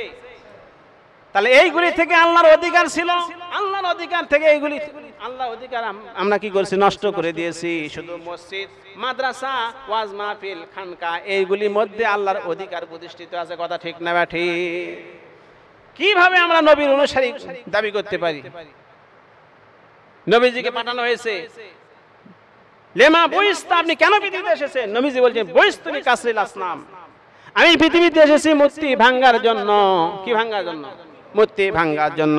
যে নবী এলেন মূর্তি ভাঙ্গার জন্য, সেই নবীর উম্মতেরা ভাস্কর্যের নাম দিয়ে ঢাকা বিশ্ববিদ্যালয়ের কলা ভবনের সামনে, রাজশাহী বিশ্ববিদ্যালয়ের সামনে, বড় বড় শহরের মোড়ে মোড়ে মূর্তি তৈরি করে রেখে দিয়েছে। কথা ঠিক না ঠিক? বগুড়া সাতমাথাতেও আছে, তারপরে বিভিন্ন জেলার ডিসিদের বাসাতেও আছে। কথা ঠিক না ঠিক? এই জন্য আল্লামা ইকবাল আফসোস করে বলেছেন, আগের জামানায় আজরের ঘরে ইব্রাহিম পয়দা হতো, আজকের জামানায় ইব্রাহিমের ঘরে আজর পয়দা হচ্ছে। এই দুঃখ রাখবো কোথায়? বাজারে, মার্কেটে ঢুকে দেখেন, কাপড়ের দোকানে মূর্তির 6 লাখ, মূর্তির উপর কাপড় দিয়ে টাঙ্গে রাখছে, প্যান্ট শার্ট দিয়ে গায়ে দিয়ে রাখছে, শাড়ি পরে রাখছে। এই মূর্তির সাথে মুসলমানের সম্পর্ক নাই। আপনি বলে হুজুর সবাই করে, তো সবার কবরে আপনি যাবেন না, আপনার কবরে যেতে হবে। আপনি ব্যবসা পাল্টান, যদি কাপড় বিক্রি না হয় আপনি অন্য ব্যবসা করেন, তবুও মূর্তিকে আপনি স্থান দেবেন আপনার দোকানে। এইগুলি তামসা শুরু করছে। আমরা আমাদের নৈতিক চরিত্র কোথায় চলে গিয়েছে? নবীর ভালোবাসা, নবীর মহব্বত কোথায়? সুন্নত নয় শুধু দাওয়াতের মেহমান, সুন্নত নয় শুধু খাওয়া শেষে মদ্যপান, আরো সুন্নত আছে, তা কি তুমি জানো কি? জানলেও তা তুমি জীবনে কখনো মানো কি? আল্লাহু আকবার। সম্মানিত উপস্থিতি, তাই বলতেছিলাম যে রাসূল পাক সাল্লাল্লাহু আলাইহি ওয়াসাল্লামকে মহব্বত করতে হলে 4টা জিনিসের প্রয়োজন। কয়টা? নবী আল্লাহ হাবিব বলেছেন, মান আহাব্বা সুন্নতি ফাকাত আহাব্বানি, যে আমার সুন্নতকে ভালোবাসবে সে আমাকে ভালোবাসলো। আমান আহাব্বানি কানা মাই ফিল জান্নাহ, যে আমাকে ভালোবাসবে তাকে নিয়ে আমি জান্নাতে অবস্থান করব। বলেন সুবহানাল্লাহ। প্রত্যেকটা মানুষ 4টা জিনিসকে ভালোবাসে। 1 নম্বর হলো জামাল। 1 নম্বর কি? জামাল, সুন্দরকে মানুষ ভালোবাসে। দ্বিতীয়ত কামাল, অর্থাৎ গুণ। আমি উদাহরণ দিই, সুন্দর কিভাবে ভালোবাসে? যে সুন্দরী নারীর পিছনে পড়ে রাজা সিংহাসন ত্যাগ করে না? এমন ঘটনা অতীতে ঘটছে। মেয়ে মানুষের মধ্যে এমন জিনিস লুকানো আছে, আকর্ষণ, যে আপনাকে 2 মিনিটের মধ্যে, 1 মিনিটের মধ্যে আপনাকে রাজ সিংহাসনতে টেনে নামাতে পারে। এইরকম ক্ষমতা নারীদের মধ্যে দেওয়া আছে। এই সুন্দরীর পাগল প্রেমে পড়ে মজনু পাগল হয়ে গেছে লাইলির জন্য। কার জন্য? লাইলির জন্য। এই মজনু লাইলির এলাকার শহরে যাচ্ছে আর হাঁটতেছে, শহরের দেওয়ালে দেওয়ালে, রাস্তায় রাস্তায় ঘুরতেছে আর কবিতা পড়তেছে। লাইলির শহরে আমি পথ বয়ে যাই, এ দেওয়ালে ও দেওয়ালে চুমু কেটে যাই, শহরে ভিতর বাঁধে না। লাইলির শহরে আমি পথ বয়ে যাই, এ দেওয়ালে ও দেওয়ালে চুমু কেটে যাই, মনের ভিতর শহর বাঁধে না বাসা, শহরের ভিতর যেজন তার ভালোবাসা। মজনু কুকুরকে দেখে কুকুরকে দেখে চুমা খাচ্ছে, এক লোক এই বেকুব কোথাকার কুত্তাকে কেউ চুমা খায়? তখন বলতেছে আমার চোখ যদি তোমার চোখে লাগানো হতো তাহলে তুমি এই কুকুরকে চুমা খেতে, কারণ কুকুরটা হচ্ছে ওই লাইলির বাড়ির কুকুর। তাহলে মহব্বত কি জিনিস, আকর্ষণ। এরপরে কামাল গুণের কারণে মানুষ ভালোবাসে। আপনার এলাকায় একটা ছেলে এত সুন্দর রেজাল্ট করেছে, বাংলাদেশের মধ্যে ফার্স্ট হয়েছে, এই ছেলেকে আপনি ভালোবাসবেন না? তার পিতা মাতা ভালোবাসবে, আত্মীয় স্বজন ভালোবাসবে, গ্রামবাসী ভালোবাসবে, শিক্ষক ভালোবাসবে। রূপের চাইতে গুণের কদর বেশি। 2 3 নম্বর কারাবাতুন, আত্মীয়তার সম্পর্কের কারণে মানুষ একে অপরকে ভালোবাসে। ভাই বোন, দাদা দাদি, নানা নানি, আত্মীয় স্বজন সবাইকে ভালোবাসে না? বাসে। হযরত নূহ আলাইহিস সালাম তার ছেলেকে বলেছেন ইয়া বুনাইয়ার কাম মানা, ও ছেলে আসো তাড়াতাড়ি করে জাহাজে ওঠো, তুফান শুরু হয়ে যাচ্ছে। ছেলে বলছে আমি আপনার কথা শুনবো না, আমি আমার বন্ধু বান্ধবদের নিয়ে থাকবো। আল্লাহ পাক বলেন ইয়া নূহ লাইসা মিন আহলিক, হে নূহ খবরদার এটা তোমার পরিবারের অন্তর্ভুক্ত নয়, ছেলে নয়। যদি এই ছেলেকে যদি তুমি ছেলে হিসেবে পরিচয় দাও, নবুয়তের দপ্তর থেকে তোমার নাম কেটে দেওয়া হবে। এইরকম আল্লাহ পাক নূহ আলাইহিস সালাম কি করেছিলেন? ধমক দিয়েছিলেন। তাহলে নূহ আলাইহিস সালাম তার ছেলেকে ডাক দিলেন কি জন্য? ওই বাপ বেটার সম্পর্ক, মহব্বতের কারণে। কিন্তু আল্লাহ পছন্দ করলেন, যেহেতু ছেলে কি কাফেরদের সাথে আছে, কাফের। এরপরে হযরত ইয়াকুব আলাইহিস সালাম ইউসুফ আলাইহিস সালাম হারিয়ে যাওয়ার পর কান্নাকাটি শুরু করেছেন, চোখ অন্ধ হয়ে গিয়েছিল। ইউসুফ আলাইহিস সালামকে যখন ভাইরা কূপের মধ্যে নিক্ষেপ করেছিল, ভাইরা আমার এটাও ছিল পিতার সন্তানের প্রতি পিতার মহব্বত, বলেন সুবহানাল্লাহ। 3 নম্বর আত্মীয়তার সম্পর্ক। 4 নম্বর হলো এহসান। এহসানের কারণে, উপকারের কারণে মানুষ একে অপরকে ভালোবাসে। আপনার স্ত্রী কঠিন অসুস্থ, আপনার কাছে টাকা নাই, লাগবে 20,000 টাকা। কত হাজার? 20,000। আপনার কাছে 5,000, 15,000 টাকা। আপনার এক প্রতিবেশী, ধনী প্রতিবেশী আপনাকে চিকিৎসার জন্য দিল। আপনার স্ত্রী বগুড়া শহরের পপুলারে গিয়ে চিকিৎসা করে ভালো হয়ে চলে এলো। ওই যে লোকটা 15,000 টাকা দিয়ে সহযোগিতা করেছিল, আপনি তাকে ভালোবাসবেন কি বাসবেন না? বলেন অবশ্যই ভালোবাসবেন। বিপদের সময়, মুসিবতের সময় আমাকে সাহায্য করেছে টাকা দিয়ে, 4টিখানি কথা। এই এহসানের কারণে মানুষ একে অপরকে ভালোবাসে। এখন আমার আপনার নবীর মধ্যে এই 4টা গুণ ছিল, এই কারণে নবীকে কি করতে হবে? ভালোবাসতে হবে। এক, কি বলছি? জামাল, সুন্দর। সুন্দরের কারণে নবীজিকে ভালোবাসতে হবে। অনেকে মনে করে হযরত ঈসা আলাইহিস সালাম পৃথিবীর সবচাইতে সুন্দর মানুষ ছিলেন। তিনি পৃথিবীর শ্রেষ্ঠ সুন্দর ছিলেন না, তিনি সুন্দর ছিলেন সাদা সুন্দর। সবচাইতে শ্রেষ্ঠ সুন্দর ছিলেন আমার আপনার নবী মুহাম্মদুর রাসূলুল্লাহ সাল্লাল্লাহু আলাইহি সাল্লাম। হযরত জাবের রাদিয়াল্লাহু তাআলা বলেন, আমি একবার পূর্ণিমা চাঁদের রাত্রিতে নবীজির কাছে গেলাম। নবীজি লাল দোরা কাপড় চাদর পরে বসে আছেন। আমি একবার পূর্ণিমা চাঁদের দিকে তাকালাম, নবীজির নূরানি চেহারা দিকে তাকালাম। ফাইজা হুয়া আহসানু মিন্নি মিনাল কামার, আমার কাছে মনে হলো ওই পূর্ণিমা চাঁদের চাইতে নবীজির চেহারা অতি সুন্দর। বলেন সুবহানাল্লাহ। হযরত আয়েশা বলেন, মিশরের নারীরা ইউসুফ আলাইহিস সালামের চেহারা দেখে লেবু কাটতে গিয়ে আঙ্গুল কেটে ফেলে দিয়েছিল। ওরা আমার নবীর চেহারা দেখে নাই। আমার নবীর চেহারা যদি মোবারক দিয়ে দেখতো, আঙ্গুল কাটা তো দূরের কথা, কোন ফাঁকে নিজের কলিজা কেটে ফেলে দিত, তবু তারা টের পেত না। বলেন সুবহানাল্লাহ। এমন সৌন্দর্যের অধিকারী আল্লাহ পাক তার রাসূলকে করেছিলেন। নবীজি বলছেন, আনা আমলাহু আখি ইউসুফ আসবাহু, আমি লাবণ্যময় সুন্দর, আমার ভাই ইউসুফ সাদা সুন্দর। বলেন সুবহানাল্লাহ। কোন সুন্দর আপনার কাছে পছন্দ? লাবণ্যময় সুন্দর না সাদা সুন্দর? লাবণ্যময়, লালটি লালটি। নবীজি লম্বা ছিলেন না, বেটে ছিলেন না, মধ্যম আকৃতি ছিলেন। চোখ দুটা সব সময় সুরমা দেওয়ার মতো, জন্মগতভাবে সুরমা দেওয়ার মতো দেখা যেত। দাঁত মতির মতো, একেবারে দাঁত বের হলে আকাশে বিজলি চমকে এরকম সুন্দর আলো উজ্জ্বলতা প্রকাশ পেতে। বলেন সুবহানাল্লাহ। হযরত আবু হুরায়রা রাদিয়াল্লাহু বলছেন, নবীজির চেহারাটা ছিল গমের কালারে, অর্থাৎ রূপার মতো, রূপার যে আকৃতি রং ওই রকম। অনেকে বলছে গমের যে কালার, এইরকম কালার ছিল নবীজির কালার। নবীজি বুক মোটা ছিল না, বুকটা সোজা ছিল এবং এখান থেকে নাভি পর্যন্ত চিকন, অর্থাৎ চুলের সরুটা সরু ছিল। তাই সৌন্দর্যের কারণে নবীকে কি করতে হবে? ভালোবাসতে হবে।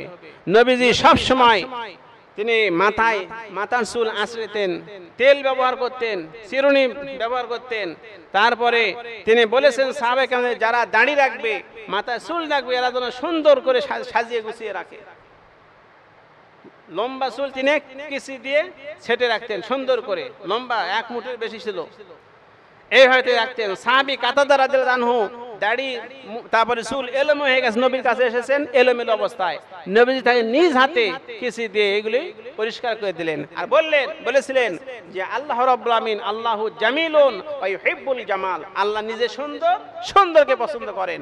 ইসলাম সুন্দর, ইসলাম কি সুন্দর। আল্লাহ রাব্বুল বলেন খুযু যিনাতাকুম ইনদা কুল্লি মাসজিদিন, তোমরা প্রত্যেক নামাজের সময় সুন্দর জামা কাপড় পরিধান করে আসো। কার কথা? আল্লাহর কথা। প্রত্যেকটা নামাজে সুন্দর কাপড়, সুন্দর টুপি, সুন্দর পাঞ্জাবি, সুন্দর লুঙ্গি জামা পরে আসতে হবে। এটা আপনার পুরাতন হোক কিন্তু পবিত্র হতে হবে। ইন্নাল্লাহা ইউহিব্বুল মুতাতাহহিরিন, আল্লাহ পাক পবিত্রতাকে পছন্দ করেন, বলেন সুবহানাল্লাহ। নবীজির সব সময় সাদা সিধা জীবন যাপন করতেন, তবে তার একটা জুব্বা, ইরানের জুব্বা ছিল, তার দাম 27টি উটনি বিক্রি করলে যে দিরহাম হতো, এই পরিমাণ দামের জামা ছিল, বলেন সুবহানাল্লাহ। কোরআনে আয়াত এসেছে, আল্লাহ পাক বলেন আমি তোমাদেরকে যে সম্পদ দিয়েছি এই সম্পদের প্রকাশ তোমরা প্রকাশ করো, তোমরা কৃপণতা করো কেন? আল্লাহ পাক দেখতে চান, তোমাকে কোটি কোটি টাকা দিয়েছি, তুমি ছেঁড়া গেঞ্জি গায়ে থাকো, ছেঁড়া শার্ট পরে যাও, ময়লাযুক্ত, এটা আল্লাহ দেখতে চান না। এই জন্য নবীজির দামি পোশাকও ছিল, বিভিন্ন প্রোগ্রামে অনুষ্ঠানে নবীজির দামি পোশাক পরে যেতেন, সব সময় এই দামি পোশাক পরিধান করতেন। যেমন আমি এই টুপি, আমি সব সময় এই টুপি ব্যবহার করি না, এই জামা সব সময় ব্যবহার করি না। তো যাই হোক, এইভাবে নবীজি কি করছেন? পোশাক পরিধান করেছেন। তারপরে নবীজি যখন বাড়িতে আসতেন 3টা কাজ করতেন। কয়টা কাজ? বাড়িতে যখন আসতেন আল্লাহর নবী 3টা কাজ করতেন। প্রথমে তিনি স্ত্রীদেরকে সময় দিতেন। 3টা কাজের মধ্যে একটা কাজ হলো স্ত্রীদেরকে সময় দিতেন। এসে দেখেন তরকারি কোটা হয়নি, রান্না বান্না দেরি হচ্ছে, স্ত্রীর কাছে বসে তিনি তরকারি কুটে সহযোগিতা করছে, বলেন সুবহানাল্লাহ। আপনার স্ত্রী বাড়ি যেন দাসী না হয়, খালি কাজ করে, আপনার কাপড় চোপড় লুঙ্গি পাঞ্জাবি সব ধুয়ে দেয়, আর আপনি একটা দিনও ওই স্ত্রীর পায়জামা 3 পিস পরে, পায়জামা ওন্না আপনি ব্লাউজ একদিনও ধুয়ে দেন নাই, তাহলে কেমনি হলো? এগুলি ধুয়ে দিতে হবে, তাহলে দেখবেন একদিন ধুয়ে দেন, আপনার স্ত্রী কত খুশি আপনার উপর। নবীজি স্ত্রীর কাছে সহযোগিতা করেছেন। 2 নম্বরে তিনি কি করেছেন? ইবাদত বন্দি করেছেন। বাড়িতে এসে নফল ইবাদত, মসজিদে ফরজ নামাজ পড়তেন, বাড়িতে নফল, সুন্নত, ওয়াজিব এইগুলি নামাজ বাড়িতে পড়তেন। নবীজি বলছেন খবরদার তোমাদের বাড়ি ঘর কবর বানায় না। কি বানায় না? কবর বানায় না। কবরে কেউ তেলাওয়াত করে নাকি? কবরে কেউ নামাজ পড়ে নাকি? পড়ে। কাজী বাড়ি ঘর যেন এরকম তেলাওয়াত বিহীন না হয়, নামাজ বিহীন না হয়, এই জন্য বাড়িতে কোরআন তেলাওয়াত, হাদিস অধ্যয়ন, ইসলামী সাহিত্য সাহাবীদের জীবনে, ওলি আল্লাহদের জীবনে পড়তে হবে, আর সুন্নত নফল সবগুলি বাড়িতে পড়তে হবে, বলেন সুবহানাল্লাহ। আয়েশাকে প্রশ্ন করা হয়েছে নবীজি বাড়িতে কি কাজ করতেন? হযরত আয়েশা বলেন আল্লাহর নবী বাড়িতে একজন সাধারণ মানুষের মতো কাজ করতেন। কি মানুষের মতো? সাধারণ মানুষের মতো কাজ করতেন। তিনি নিজের হাতে কাপড় সেলাই করতেন, জুতা সেলাই করতেন, বকরির দুধ দহন করতেন, উট দুম্বাদেরকে খাওয়াইতেন, এরপরে পোকা আঙ্গিনা পরিষ্কার করতেন, এরপরে হাট বাজারে নিজে গিয়ে হাট বাজার করতেন, বলেন সুবহানাল্লাহ। বাড়িতে একান্ত সমস্যা, জায়গা নাই, সমস্যা, মসজিদে পড়বেন।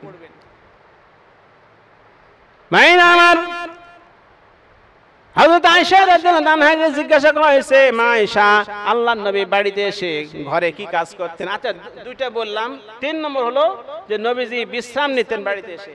3টা কাজ, প্রথমে স্ত্রীকে সময় দিতেন, দ্বিতীয়ত ইবাদত বন্দি করতেন, তৃতীয়ত বিশ্রাম নিতেন।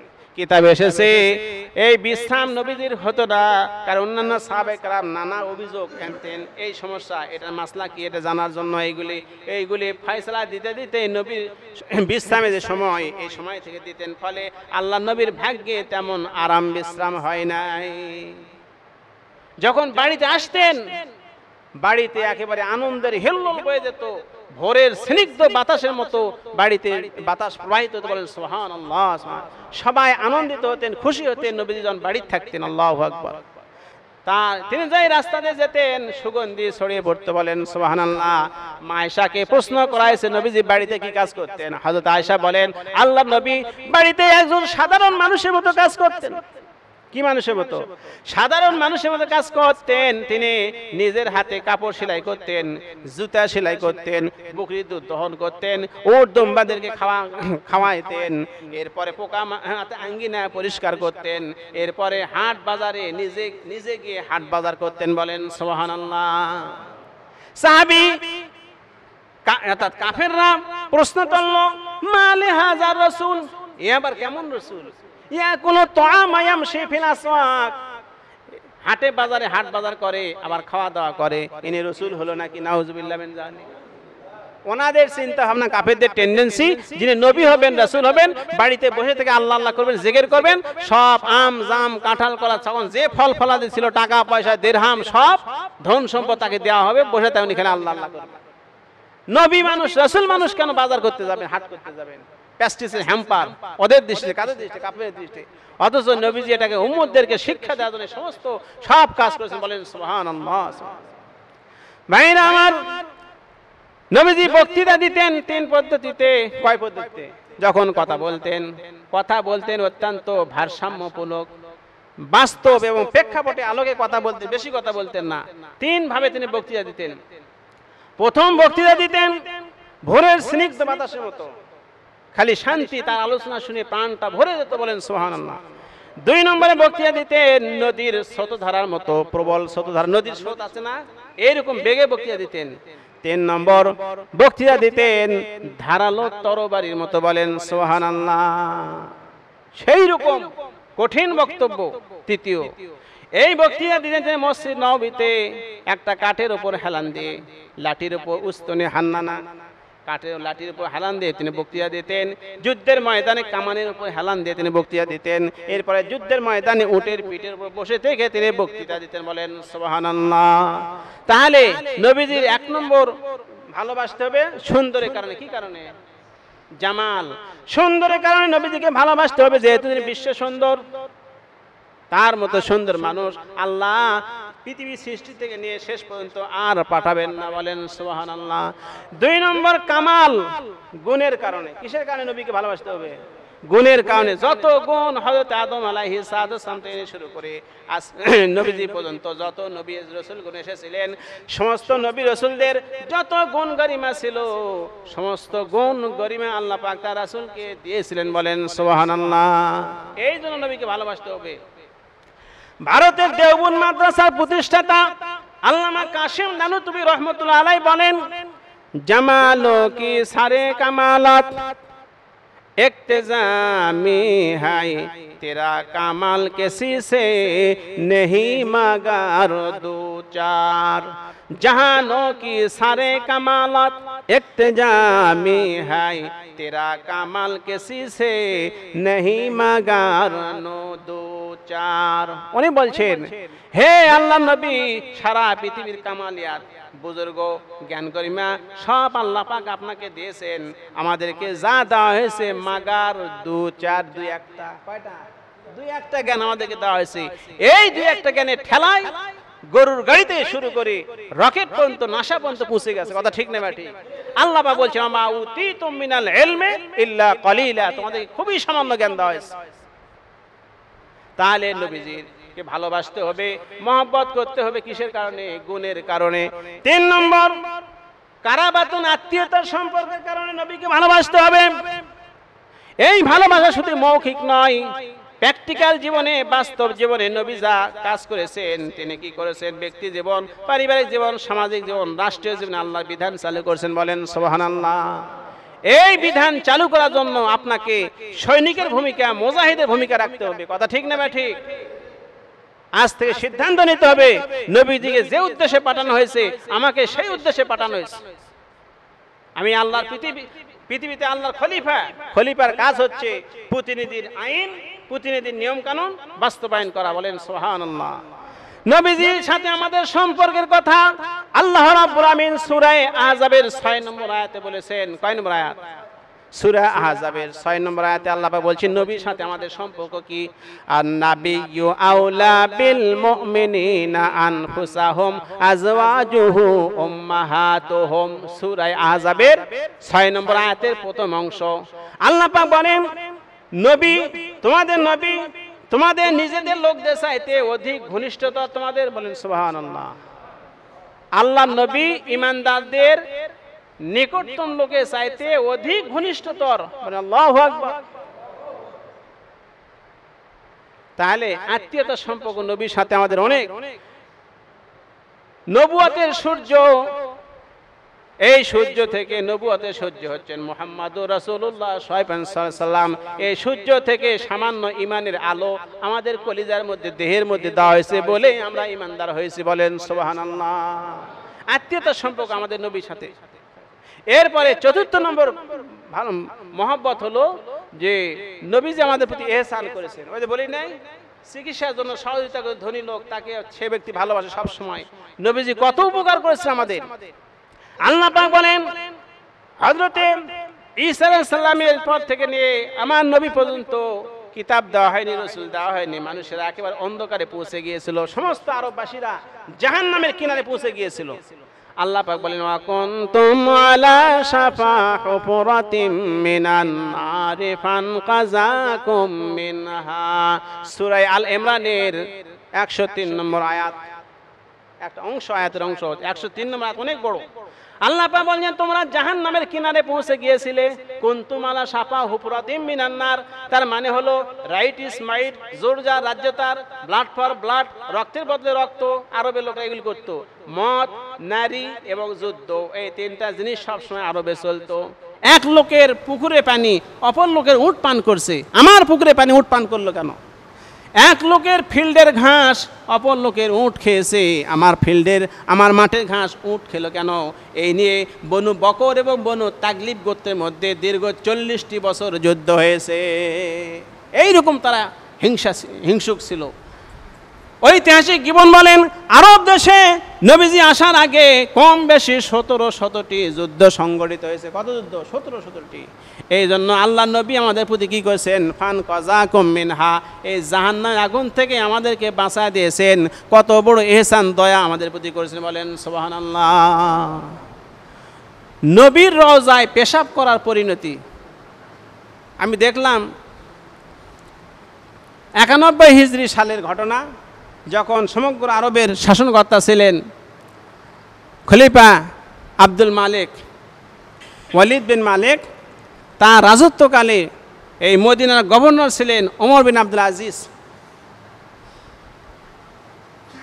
মসজিদে নববী সম্প্রসারণ করার জন্য নবীজির রওজার একটা দেওয়াল ভাঙতে হবে। কয় দেওয়াল? এক দেওয়াল ভাঙতে হবে। উনি গভর্নরকে নির্দেশ দিলেন, ওমর আব্দুল আজিজ, নবীজি একটা রওজার একটা দেওয়াল ভেঙে দাও আর মসজিদ নববী সম্প্রসারণ করো। উনি খলিফার আদেশ বাস্তবায়ন করতে গেলেন। বাস্তবায়ন করতে গিয়ে একটা দেওয়াল ভেঙে দেওয়া হলো। যারা ভেঙে দিল এই শ্রমিক ছিল আবার রোমের খ্রিস্টানরা, রোম দেশে খ্রিস্টান। তো ভাঙ্গার পর একজন খ্রিস্টান দেখতেছে, এদিক ওদিক তাকায় দেখে কোনো মুসলমান নাই। আর কোন সময় যাই হোক লেখা আছে, দেখতেছে কোনো দিকে মুসলমান নাই। এই বলে সে কি বলতেছে, আমি এই পয়গম্বরের কবরে কি করব? প্রস্রাব করব। নাউজুবিল্লাহ মিন যালিক। বহুবার তাকে তার সাথীরা, অন্যান্য খ্রিস্টানরা কি করছে? নিষেধ করেছে। কিন্তু এই অভিশপ্ত বদমাইশ শোনে নাই। যেই প্রস্রাব তো করেনি, কেবল বসিছে। এমন তো আছে আল্লাহর কুদরতে প্রায় 10 কেজি ওজনে একটা পাথর তার মাথার উপর পড়ছে। মাথা ছিটে মগজ চতুর্দিকে বের হয়ে গেছে, সঙ্গে সঙ্গে ধ্বংস হয়ে গেছে। আল্লাহু আকবার। ফাজলামু সবসময় সব জায়গায়। এই দৃশ্য দিকে যাবারে সাবধান হবেন। নবীজির সুন্নাহ আদর্শ গ্রহণ করতে মানতে হবে। ব্যবসায়ীরা, আমাদের বাংলাদেশে অনেক ব্যবসায়ী আছে যে ব্যবসায়ী যারা ভেজাল দেয়, মিথ্যা কথা করে ব্যবসা চালায়, কিয়ামতের দিন তারা পাপের কাতারে উঠবে, পাপীদের কাতারে উঠবে। নবীজি মদিনা বাজার দেখতে গেলেন, পরিদর্শন করতে গেলেন। গিয়ে দেখেন খেজুরের বস্তা অথবা অন্য কোনো মালের ভিতর তিনি হাত দিলেন, হাত ঢোকায় দিলেন। নিচে ভিজা খেজুর, ওপরে শুকনা নবীজি ব্যবসায়ীকে বলেন, বেটা ব্যাপার কি? আর কথা বলে না। ব্যাপার কি? ভিতরে ভিজে উপরে শুকনা। নবীজি বলেন, মান গাসা ফালাইসা মিন্না, যে ব্যক্তি ব্যবসাতে ভেজাল দিয়ে ব্যবসা করে সে আমার উম্মত নয়, সে আমার উম্মত নয়। আরও নবীজি বলছেন, তাজরুস সাদুকুল আমিনু মান নাবিয়িনা সিদ্দিকিনা শুহাদা ওয়াস সালিহিন। আল্লাহ হাবিব বলছেন, যারা সৎ ব্যবসায়ী, সত্য ব্যবসায়ী, বিশ্বস্ততার সাথে ব্যবসা করে, ন্যায়পরায়ণতার সাথে ব্যবসা করে, এই সৎ ব্যবসায়ী কাল কিয়ামতের ময়দানে নবীর সাথে, শহীদদের সাথে, সিদ্দিকদের সাথে, নেককার বান্দাদের সাথে তার হাসর হবে। বলেন সুবহানাল্লাহ। নবীজি আদর্শ ব্যবসায়ী ছিলেন। এত সুন্দর ব্যবসায়ী নবুয়ত পাওয়ার পূর্বে মা খাদিজাতুল কুবরা রাদিয়াল্লাহু আনহার ব্যবসা করে যত লাভ হয়েছে সবগুলি বুঝে দিয়েছেন। এই কারণে খাদিজা রাদিয়াল্লাহু আনহা নবীর উপর খুশি হয়ে পরবর্তীকালে বিবাহের প্রস্তাব দিয়ে তার সঙ্গে বিবাহ হয়েছে। বলেন সুবহানাল্লাহ। আচ্ছা, আজানটা হয়ে যাক, তারপরে সম্মানিত উপস্থিতি মুসলিম কিরাম, আমাদেরকে আজ চিন্তা করতে হবে আমাদের পরিবার নিয়ে, সমাজ নিয়ে, দেশ নিয়ে। কারণ আজকে আমাদের সমাজে ছেলের হাতে পিতা নিরাপদ নয়, স্বামীর হাতে স্ত্রী নিরাপদ নয়, শিক্ষকের হাতে ছাত্রছাত্রী নিরাপদ নয়। এরপরে খুন, ধর্ষণের সয়লাভ বয়ে যাচ্ছে। দেশে গজব আসতেছে, চলতেছে, আরও ভয়াবহ গজব আসতে পারে যদি এই অন্যায়, অবিচার, জুলুম, নির্যাতন বন্ধ না হয়। আল্লাহ রসুলের কথা আছে, নবীজির দোয়ার কারণে আমরা কিন্তু বড় বড় বিপদ থেকে আমরা বেঁচে যাচ্ছি। আগেকার যুগের লোকদেরকে মানুষ থেকে বানরে পরিণত করে দেওয়া হয়েছে। তারপরে আকাশ, এই জমিনটাকে উপরে উঠাইয়া নিচে ফেলে দেওয়া হয়েছে। লূত আলাইহিস সালামের ঘটনা, অন্যান্য নবী রসুলদের সময় এরকম বড় বড় বিপদ এসেছে। তো সেই জন্য আমরা চিন্তা করব যাতে আমাদের পরিবার, আমাদের ছেলে মেয়ে তারা আল্লাহওয়ালা হয়, দিনদার হয়, নবীর আদর্শ গ্রহণ করে। সম্মানিত উপস্থিতি, তাই আমি বলতে চাই, বিশ্বনবী সাল্লাল্লাহু আলাইহি ওয়াসাল্লাম তিনি শুধু কান্নাকাটি করতেন তা কিন্তু নয়, তিনি মাঝে মাঝে রসিকতাও করতেন। কি করতেন? রসিকতা করতেন। ছোট ছেলেদের দেখলেই সালাম দিতেন। আমরা বড়দেরকে সালাম দেই, ছোটদের সালাম দেই না। সালাম দিতেন তাদেরকে সালাম শেখানোর জন্য। ছোট ছেলেদের পেলেই তিনি মাথায় হাত বুলাতেন, দোয়া করতেন। তারপরে 8-10টা ছেলে যদি একত্রে থাকে, এক জায়গায় থাকে, নবীজি লাইন করে দিতেন, বলে তোমরা দাঁড়াও, তোমাদেরকে পুরস্কার দিতে হবে যে আমাকে আগে ছুঁইতে পারবে। এই বলে নবীজি বসে আছেন, ছেলেরা একেবারে দৌড়ে এসে কেউ মাথার ওপর, কেউ ঘাড়ে, কেউ বুকে, একেবারে হুমড়ি খেয়ে পড়ে যেত। এইভাবে ছোট শিশুদের নিয়ে কী করতেন? রসিকতা করতেন। আল্লাহর নবী জনাবে মুহাম্মদুর রাসূলুল্লাহ সাল্লাল্লাহু আলাইহি সাল্লাম, আপনারা জানেন, ইমাম হোসাইন রাদিয়াল্লাহু আনহু তাকে তিনি তার ঘাড়ে নিয়ে ঘোড়া হিসাবে চলাফেরা করতেন। বাড়িতে 2 হাত মাটিতে দিয়ে উপরে হোসাইন বসে আছেন। কি সুন্দর ঘোড়া! নানা নাতি কত মহব্বত নানা নাতির। ওমর ফারুক বলেন, হে আল্লাহ, হোসাইনকে ধমক দিলেন, এত বড় সাহস, তুমি আল্লাহ রসুলের ওপর চড়েছো। নবীজি বলতেছেন, আমার থেকে হোসাইন কি অনেক বড়, কারণ সে জান্নাতে সর্দার হয়ে, বলেন যুবকদের সর্দার। সুবহানাল্লাহ। এইভাবে ওমর ফারুকের কথাটা কাটিয়ে দিলেন। এরপরে হযরতে আবু বকর রাদিয়াল্লাহু আনহুর মেয়ে আয়েশা রাদিয়াল্লাহু আনহা নবীজির সাথে এক পর্যায়ে কথা কাটাকাটি হচ্ছে খুব জোরে জোরে। আবু বকর পিছন থেকে, বাড়ির বাসার পিছন থেকে শুনতে পেয়ে দৌড়ে এসে আয়েশাকে মারবেন। নবীজি বললেন, থামেন, আমার আয়েশার মধ্যে তেমন কিছু হয় নাই। বলেন সুবহানাল্লাহ। আবু বকর যেই ফিরে গেলেন, আয়েশাকে বলে, আয়েশা দেখছো, তোমার বাপের হাত থেকে, মারার হাত থেকে আমি তোমাকে কীভাবে বাঁচিয়ে দিলাম। বলেন সুবহানাল্লাহ। এরপরে একটা বুড়ি মানুষ, না একটা লোক এসে নবীজির কাছে একটা উট চাইছে, হুজুর আমাকে একটা উট দেন। নবীজি বলছে, আমি তোমাকে উটের বাচ্চা দিব। কি দেব? উটের বাচ্চা দিব। লোকটি বলছে, বাচ্চা নিয়ে কী করবো? মন খারাপ হয়ে গেছে। আল্লাহ নবী বলেন, প্রত্যেকটা উটই তো উটের বাচ্চা হয়ে থাকে। বলেন সুবহানাল্লাহ। বাচ্চা না হলে কি উট হতে পারে? নবীজির সঙ্গে গ্রামের একটা লোকের সম্পর্ক ছিল, নাম জাহির অথবা জোহাইর। লোকটা গ্রামে থাকতো, গ্রাম সংক্রান্ত কাজে নবীজিকে সহায়তা করতো। শাক টাক, আলু, ফলমূল যা ছিল গ্রামে হতো, এইগুলি নবীজির কাছে এসে দিয়ে যেত। আবার নবীজি মদিনা শহর সংক্রান্ত কাজে ওই লোকটাকে হেল্প করত। এই ছিল সম্পর্ক। একদিন জাহির বা জোহাইর রাদিয়াল্লাহু আনহু কিছু জিনিস নিয়ে এসে নবীর সাথে দেখা না করে মদিনার বাজারে বিক্রির জন্য বসে আছেন। ইতিমধ্যে আল্লাহ নবী পিছন দিক থেকে এসে 2 হাত দিয়ে জাহিরের চোখ চেপে ধরেছে পেছন দিক দিয়ে। আর জাহির ভেপা চাকা খেয়ে উঠছে, লাভ এখানে নড়ে চড়ে উঠছে, কী ব্যাপার, কে ধরলো? এরপরে বুঝতে পেরেছে নবীজি। তখন নবীজি বললেন, এই মদিনার লোকেরা এই দাসটাকে কে কিনে নেবে?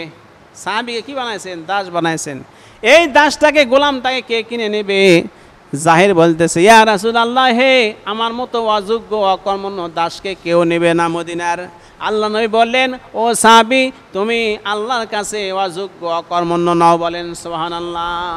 যে সাহাবী নবীর কাছে সহযোগিতা করে, গ্রামের সমস্ত সম্পদ, তরি তরকারি, অন্যান্য কাজে নবীজিকে সহযোগিতা করে, সেই লোকটা কি আল্লাহর কাছে কি দামি হতে পারে? কম দামি হতে পারে? কখনোই নয়, আল্লাহর কাছে দামি। নবীজি এই কথা তাকে বললেন। এইভাবে তিনি নবীজি কী করছেন? রসিকতা করেছেন। এক নবীজি সাহাবীদের বলল, ও আমার সাহাবীরা, বলো বিদ্যা মহিলা কোনোদিন বেহেশতে যাবে না। এক বুড়ি মানুষ এই কথা শুনে কান্নাকাটি শুরু করে দিয়েছে। নবীজি বললেন, বিদ্যাকে বলো যারা বেহেশতে যাবে তারা সকলেই একেবারে যুবতী হয়ে যাবে। বলেন সুবহানাল্লাহ। বেহেশতের মধ্যে বুড়া থাকবে না, বেহেশতের মধ্যে মানুষের ঘুমও আসবে না। আমাদের বাংলাদেশের দেশে ঘুম পাড়তে হয়, বলা আছে শরীর দুর্বল হওয়ার কারণে আল্লাহ রাত দিয়েছেন সুস্থতার জন্য। বেহেশতের মধ্যে এরকম ঘুমের প্রয়োজন হবে না, সব সময় সুস্থ থাকবে। বলেন সুবহানাল্লাহ। ফলমূলা দিয়ে এই বাংলাদেশে ফল এইগুলি থাকবে, আম, জাম, কাঁঠাল, কলা, লিচু, দুধ টুধ সব এরকমই থাকবে। স্বাদ হবে 70 প্রকারে। বলেন সুবহানাল্লাহ। এখন যে কালো দুধ আপনাকে খেতে দেওয়া হয়, এক আলেম আলোচনা করতেছেন, তো উনি বললেন যে যেহেতু বাংলাদেশে সাদা দুধ খেয়ে অভ্যাস হয়ে গেছে, রুচি, ওই কালো দুধের রুচি আসবে না, এই জন্য সাদা দুধই থাকবে। বলেন সুবহানাল্লাহ। নবীজি বিনোদন করেছেন, বাগানে তিনি করেছেন, সকালবেলা বাগানে ভ্রমণ করেছেন, হাঁটাহাঁটি করেছেন, তারপরে সাঁতার কেটেছেন পুকুরে। আবু বকর একদম সাথী বানিয়ে দেখি কে আগে যেতে পারে, এইভাবে সাঁতার কেটেছেন। সুতরাং আসুন আমরা দিনকে কঠিন করে নিব না। পবিত্র রবিউল আউয়াল মাস, নবীজির জীবনের উপর যে আলোচনা করলাম, এগুলি সর্বপ্রথম আল্লাহ পাক আমাকে আমল করার তৌফিক দান করেন, আপনাদেরকে করার তৌফিক দান করেন। পরিশেষে আরেকটি কথা বলে, আমলের কথা বলে শেষ করতে চাই যে রাত যেহেতু বড়, এই রাতে একটা অংশে আপনি তাহাজ্জুদের নামাজ পড়ার জন্য ওঠেন। অন্ততপক্ষে আমি এই বলি, ফজরের আধা ঘন্টা আগে ওঠেন, 30 মিনিট আগে। 10 মিনিট প্রস্রাব পায়খানায় চলে যাবে, 20 মিনিটে আপনি 10 রাকাত, 12 রাকাত, 8 রাকাত পড়েন। আল্লাহর সাথে সম্পর্ক গভীর হবে। আল্লাহ রাসূল সাল্লাল্লাহু আলাইহি ওয়াসাল্লামের উপর নামাজ ফরজ হওয়ার আগে তাহাজ্জুদের নামাজ ফরজ ছিল, তিনি প্রতিনিয়ত নামাজ পড়তেন তাহাজ্জুদের নামাজ। যেই মেরাজে নামাজ ফরজ করে দেওয়া হলো, ফাতাহাজ্জাদ বিহি নাফিলাতাল লাক আসা আইয়াবআসাকা রাব্বুকা মাকামাম মাহমুদা। হে রাসূল, তাহাজ্জুদের নামাজ আপনার জন্য অতিরিক্ত করে দেওয়া হলো, এর মাধ্যমে আপনি মাকামে মাহমুদে পৌঁছতে পারবেন।